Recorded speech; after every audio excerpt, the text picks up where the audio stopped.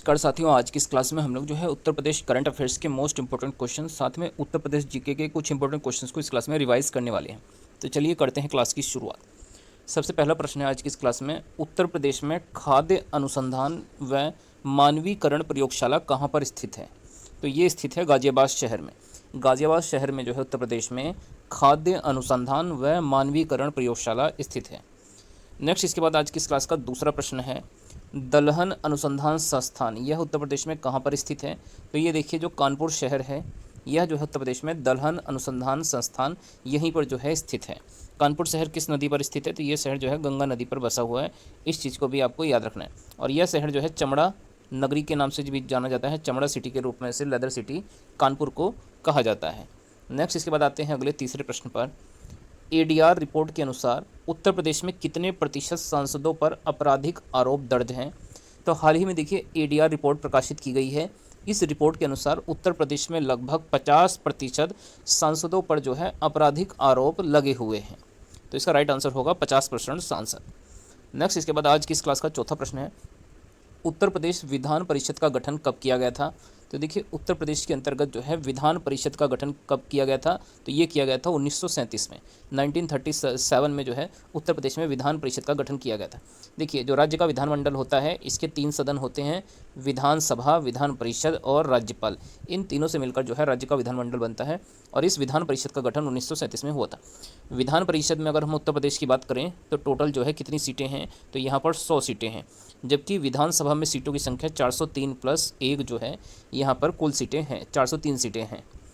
तो विधानसभा में सीटें 403 हैं, विधान परिषद में जो है 100 सीटें उत्तर प्रदेश में स्थित हैं। और विधान परिषद राज्य विधानमंडल का उच्च सदन होता है, इस चीज़ को भी आपको याद रखना है। और विधान परिषद का सदस्य बनने के लिए जो न्यूनतम आयु चाहिए वो चाहिए होती है 30 वर्ष। और विधान परिषद के सदस्यों का कार्यकाल कितने वर्ष का होता है? तो ये हो जाता है 6 वर्षों का। इस चीज़ को भी आपको याद रखना है। नेक्स्ट इसके बाद अगला 5वां प्रश्न है, सर्वाधिक विधानसभा सीटों वाला उत्तर प्रदेश का जिला कौन सा है? तो देखिए सबसे अधिक जो विधानसभा सीटें उत्तर प्रदेश में हैं वो प्रयागराज जिले में है। प्रयागराज जिले में टोटल 12 विधानसभा की जो है सीटें हैं। इसी प्रकार अगर आपसे पूछा जाए न्यूनतम विधानसभा की सीटें उत्तर प्रदेश में किस जिले में हैं? तो देखिए न्यूनतम विधानसभा की सीटें उत्तर प्रदेश में 3 जिलों में हैं। ये जिले क्रमशः महोबा, चित्रकूट और श्रावस्ती। इन 3 जिलों में जो है विधानसभा की जो है 2-2 सीटें हैं। तो इस चीज़ को भी आपको याद रखना है। नेक्स्ट इसके बाद आते हैं अगले छठे प्रश्न पर, उत्तर प्रदेश में लोकसभा की सीटें कितनी हैं? तो देखिए उत्तर प्रदेश में सर्वाधिक 80 लोकसभा की सीटें हैं। जबकि उत्तर प्रदेश में जो है राज्यसभा की सीटें कितनी हैं? तो राज्यसभा की सीटें जो है 31 सीटें जो है राज्यसभा की उत्तर प्रदेश में हैं। अगर आपसे लोकसभा में अधिकतम सीटों की संख्या पूछी जाए कितनी होती हैं, तो ये जो है 550 अधिकतम सीटें होती हैं। और राज्यसभा में अधिकतम सीटों की संख्या जो है 250 होती है। इस चीज़ को भी आपको याद रखना है। नेक्स्ट इसके बाद अगला आज की इस क्लास का 7वां प्रश्न है, उत्तर प्रदेश के प्रथम सीएम यानी मुख्यमंत्री कौन थे? तो इनका नाम था गोविंद वल्लभ पंत। गोविंद वल्लभ पंत ये उत्तर प्रदेश राज्य के जो है पहले मुख्यमंत्री थे। वर्तमान में उत्तर प्रदेश के मुख्यमंत्री जो है योगी आदित्यनाथ जी हैं। इस चीज़ को भी आपको याद रखना है। नेक्स्ट इसके बाद अगला प्रश्न में पूछा गया, सर्वाधिक बार उत्तर प्रदेश की मुख्यमंत्री कौन रही हैं? तो देखिए सबसे अधिक जो है 4 बार उत्तर प्रदेश की मुख्यमंत्री रह चुकी हैं मायावती। मायावती जो कि बहुजन समाज पार्टी से संबंध रखती हैं, ये सबसे अधिक 4 बार जो है उत्तर प्रदेश की मुख्यमंत्री रही। अगर यहीं पर अगर आपसे पूछा जाए उत्तर प्रदेश की प्रथम जो है मुख्यमंत्री कौन थी, तो प्रथम महिला मुख्यमंत्री, तो इनका नाम जो है सुचेता कृपलानी था। सुचेता कृपलानी उत्तर प्रदेश की जो है प्रथम महिला मुख्यमंत्री थी। और सरोजिनी नायडू जो है उत्तर प्रदेश की प्रथम महिला राज्यपाल थी। इस चीज़ को भी आपको याद रखना है। नेक्स्ट इसके बाद आते हैं अगले प्रश्न पर। 8वां क्वेश्चन है, विश्व का सबसे बड़ा बीमा ब्रांड यह कौन सा बना है?